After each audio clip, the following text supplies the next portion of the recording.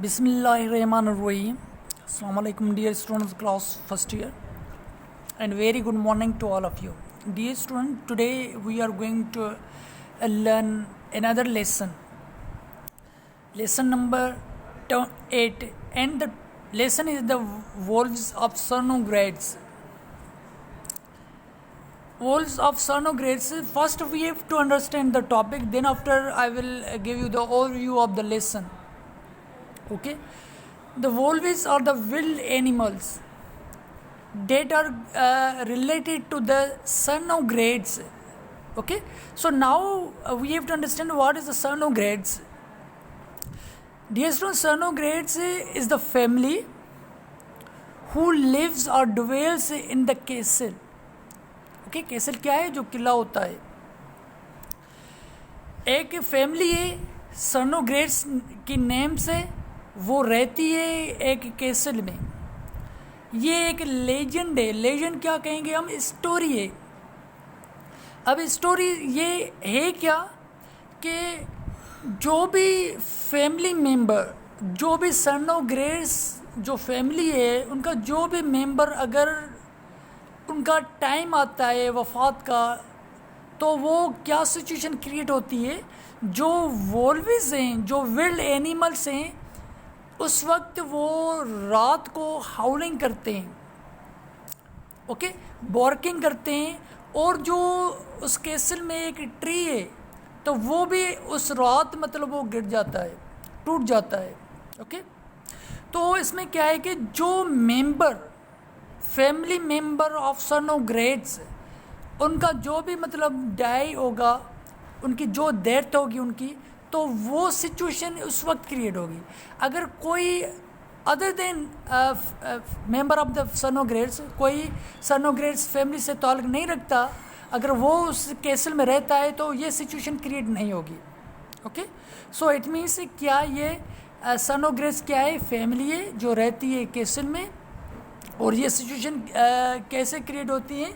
जो भी मेंबर की डेथ होती है, तो उस डेथ से पहले ये जो विल्ड एनिमल्स हैं, वोल्व्स हैं, जो बगड़ हैं, वो आते हैं जंगल से और सारी रात मतलब वो हाउलिंग करते हैं. ओके, और जो जब वो स्प्रिट होता है, रूह होता है जो उस बंदे का निकल जाता है, तो वहाँ जो दरख्त होता है उस कैसल में, वो भी गिर पड़ता है. ओके, तो ये स्टोरी बेस करती है इस पे. Let's begin to read here. Are there any old legend? Legend क्या है कि story attached to this castle. Attached क्या है कि related to castle.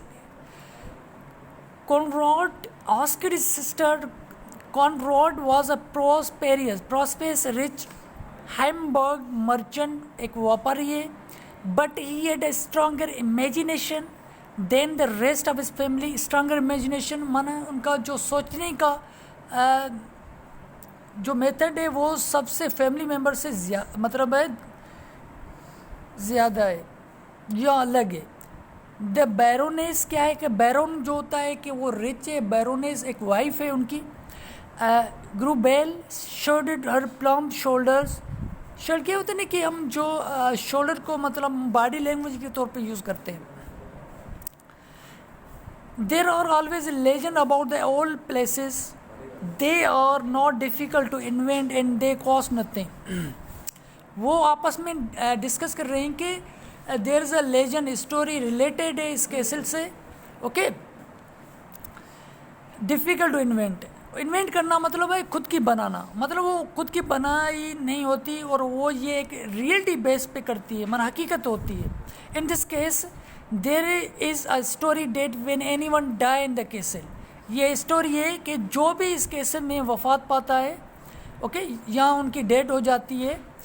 All the dogs, जो भी डॉग्स हैं इन द विलेज, इन गाँव में जो भी डॉग्स होते हैं, इन द विल्ड बीस्ट, जो भी जंगल के जानवर होते हैं, in the forest foul all the night long. सारी रात मतलब वो बार्किंग करते हैं, फाउल करते हैं. The it would not be pleasant to listen. वो इतनी हाउलिंग होती है जो मतलब वो आप उनको सुन नहीं पाएंगे. Listen to it, would it? It would be a varied and romantic. Varied means difficult, romantic way, said the Hamburg merchant. मतलब वो आपस में डिस्कस कर रहे हैं regarding the story about the castle.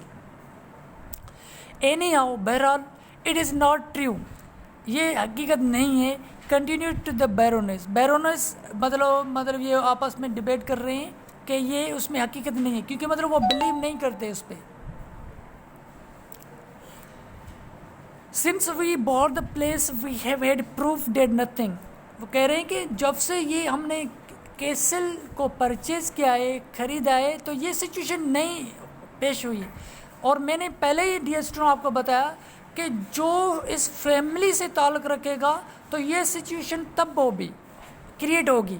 अगर कोई बंदा इस फैमिली से ताल्लुक़ नहीं रखता तो जाहिर सी बात है उसके साथ ये सिचुएशन क्रिएट नहीं होगी. ओके.